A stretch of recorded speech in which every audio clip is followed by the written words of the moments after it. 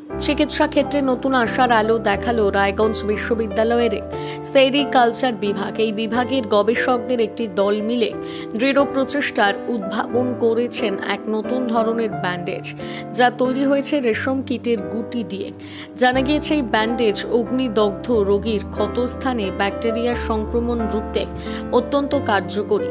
এর ফলে অগ্নিদগ্ধ রোগীদের মৃত্যুর হারও কমিয়ে দেবে এই ব্যান্ডেজ, যা আলোড়ন ফেলে দেবে চিকিৎসা ক্ষেত্রে। এমনটাই আশাবাদী গবেষকরা। গবেষকদের মতে এটি রেশম কীটের গুটি দিয়ে 5টি স্তরের সিলভার ন্যারো পলিটিক্যাল সমন্বিত এক ব্যান্ডেজ।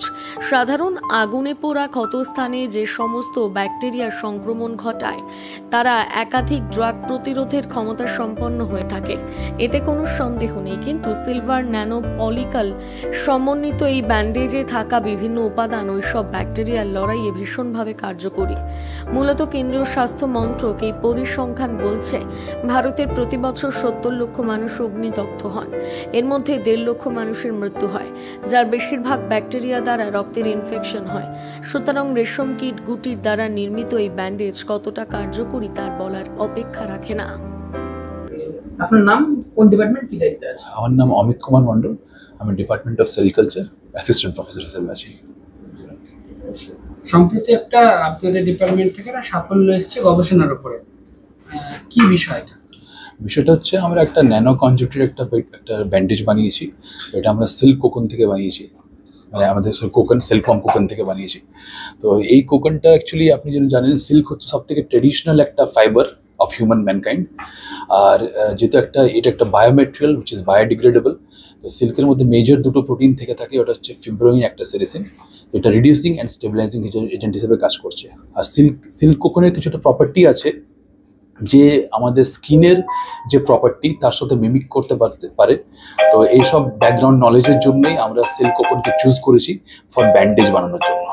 কেন কি যে ট্র্যাডিশনাল যে ড্রেসিং মেটেরিয়াল আছে উন্ডের জন্য, ওটা কিন্তু খুব একটা ভালো মানে উন্ড হিলিং করতে পারে না। কিন্তু আমরা যেভাবে ন্যানো কনজুগেট করছি, এটা কিন্তু উন্ড হিলিং প্রপার্টিকে অনেকটা এনহান্স করেছে। এটা আমরা মাইস মডেলও চেক করে দেখেছি। সেই ক্ষেত্রে কতটা সাফল্য আছে, বিকজ ট্র্যাডিশনাল আপনি যদি ব্যান্ডেজ দেখেন, ওরা কিন্তু অলমোস্ট 18 to 21 ডেজ লাগে উন্ডটাকে হিল করতে। কিন্তু আমাদের ক্ষেত্রে ওটা আমরা 8 থেকে 10 দিনের মধ্যে উন্ড হিলিংটা দেখতে পাচ্ছি। এখনো এটা কোন পর্যায়ে আছে গবেষণাটা? আমরা পেটেন্টটা ফাইল করেছি, এখন তো মাইস মডেল অব্দি হয়েছে, এটা ক্লিনিক্যাল ট্রায়ালের মধ্যে যাবে। সো মেবি আনাদার 1 or 2 ইয়ারের পরে হয়তো এটা মার্কেটে আসতে পারে। বাণিজ্যিকভাবে আসার বা মানুষের কাজে লাগার কতটা সম্ভাবনা আছে? অনেকটাই। কেন কি আপনি দেখবেন যারা 3rd ডিগ্রি বার্ন যেগুলো হয় ট্রমা, ওখানে কিন্তু ম্যাক্সিমাম যে মেইন কালপ্রিট হচ্ছে সুডোমোনাস অ্যারাগোনাসা যে ব্যাকটেরিয়া। তো আমরা দেখেছি এই ব্যান্ডেজটা কিন্তু স্পেসিফিক্যালি সুডোমোনাস অ্যারাগোনাসাকে খুব ভালোভাবে ইরাডিকেট করতে পারছে। রায়গঞ্জের মতো বিশ্ববিদ্যালয়ে সুযোগ সুবিধা পরিকাঠামো এখনো ততটা গ্রো করেনি, সেই জায়গায় এই ধরনের সাফল্য কি চোখে দেখছে?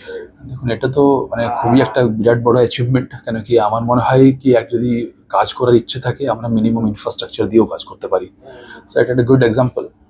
আমার নাম পৌলমী দাম, আমি PhD scholar, department of sericulture, Raiganj university. সম্প্রতি একটি সাফল্য এসেছে, বিষয়টি কি?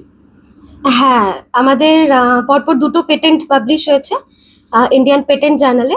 তার মধ্যে গত সপ্তাহে আমার কাজটা পাবলিশ হয়েছে। কি কাজ ছিল এটা? আমার কাজ, আমাদের গোটা টিম একটা কাজ করেছে। তার মধ্যে আমার পিএইচডির মেইন বিষয়বস্তু ছিল এটি।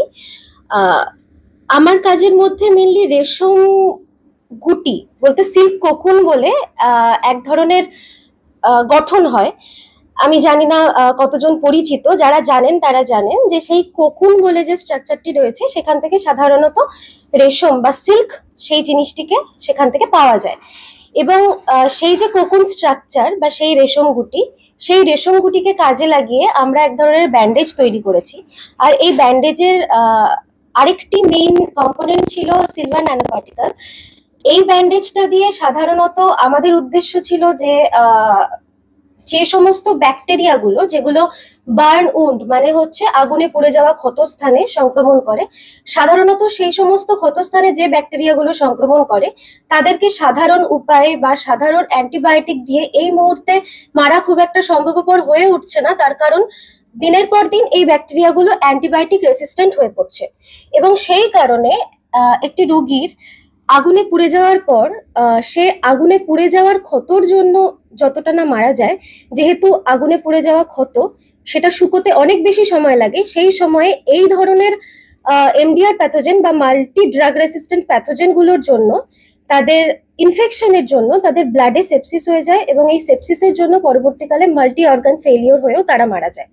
তো আমাদের ইন্ডিয়াতে এখন বড় বড় দুর্ঘটনাগুলোর মধ্যে, শুধু ইন্ডিয়া বলবো না, ভারতবর্ষ বলবো না, সারা বিশ্বে বড় বড় দুর্ঘটনাগুলোর মধ্যে একটা হচ্ছে আগুনে পুড়ে যাওয়া। এবং গোটা বিশ্বের রিসার্চ কমিউনিটি বা হেলথ কমিউনিটি দুটোই ভীষণভাবে চিন্তিত এই পার্টিকুলার ট্রমাটিকে নিয়ে। তো এর এগেইনস্টে যদি আমরা বিশাল কিছু একটা করতে পারি, তো আমরা বিশাল কিছু তো করতে পারিনি, একদমই ছোট একটি কাজ, কিন্তু এটিকে যদি পরে ইন্ডাস্ট্রিয়ালাইজ করা যায় তাহলে হয়তো সকলের জন্য ভালো হবে, সাধারণ মানুষের জন্য ভীষণ ভালো হবে।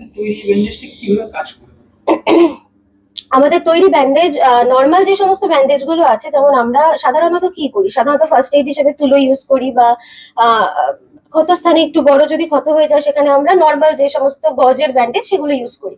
তো এই ধরনের ব্যান্ডেজ বা তুলো এরা কিন্তু কোনো ব্যাকটেরিয়ার এগেইনস্টে এরা কাজ করতে পারে না, কোনো ব্যাকটেরিয়াকে এরা মারতে পারে না, কোনো সংক্রমণ থেকে এরা রক্ষা করতে পারে না। কিন্তু আমাদের যে ব্যান্ডেজটি, সেই ব্যান্ডেজটি কিন্তু ব্যান্ডেজটির মধ্যেই এরকম প্রপার্টি আছে, বা ব্যান্ডেজেরই ধর্ম বলা যায়, যে ব্যান্ডেজটি লাগালেই সেখান থেকে, যেহেতু এটা silver nano particle based bandage, তো সেখান থেকে সিলভার ন্যানো পার্টিকেল রিলিজ হবে। এবং সেই ক্ষতস্থানে যদি প্রথম থেকে এটা ইউজ করা যায়, তাহলে আমরা এটাও পেয়েছি যে আমাদের এই ব্যান্ডেজটা হিমোকম্প্যাটেবল আর সাইটোকম্প্যাটেবল। তার মানে এটার দিয়ে রোগীর দেহে কিন্তু কোনো রক্তকণিকারও কোনো ক্ষতি হবে না, যে সময় ওন্ড হিলিং হবে, আর দেহের কোনো কোষেরও কোনো ক্ষতি হবে না, বা একদম মিনিমাম ক্ষতি হবে, বা হবে না বলা গেলেই চলে। তো সেক্ষেত্রে এই ধরনের ব্যান্ডেজ যদি আমরা ইউজ করি, তাহলে আর্লি প্রথমেই, মানে একদম প্রথম ক্ষেত্রেই ব্যাকটেরিয়ার সংক্রমণ রুখে দেওয়া সম্ভব। এখনো অবধি কি পর্যায়ে আছে এই পরীক্ষা গবেষণাটা? এখনো পর্যন্ত আমাদের কাজটি হয়ে গেছে, কাজ শেষ হয়ে গেছে, এবং আমরা পেটেন্টের জন্য ফাইল করেছিলাম। সেটা গত সপ্তাহে রায়গঞ্জ ইউনিভার্সিটির পক্ষ থেকে ফাইল করা হয়েছিল, এবং গত সপ্তাহে ইন্ডিয়ান পেটেন্ট জার্নালে এটা পাবলিশ হয়েছে। প্রাথমিকভাবে এই সাফল্য কেমন লাগছে? ভালো লাগছে, দেখা যাক এবার আরো বড় জায়গায় যদি এটাকে নিয়ে যাওয়া যায়। আমরা তো ভীষণ ছোট ইউনিভার্সিটি, আমাদের ছোট শহর, নতুন ইউনিভার্সিটি, ছোট ইউনিভার্সিটি, এখান থেকে কাজ করাটাই একটা দুঃসাহস বলা যায়। তো এর থেকে বড় জায়গায় যদি নিয়ে যাওয়া যায়, বা এরপরে যদি বিভিন্ন সরকারি সহযোগিতা, বিভিন্ন আরো বেশি রিসার্চ গ্র্যান্ট আসে, বা যদি কোনো ইন্ডাস্ট্রি আমাদের সাথে কোলাবোরেট করে, তাহলেই সম্ভব এটাকে আরো বড় জায়গায় নিয়ে যাওয়া।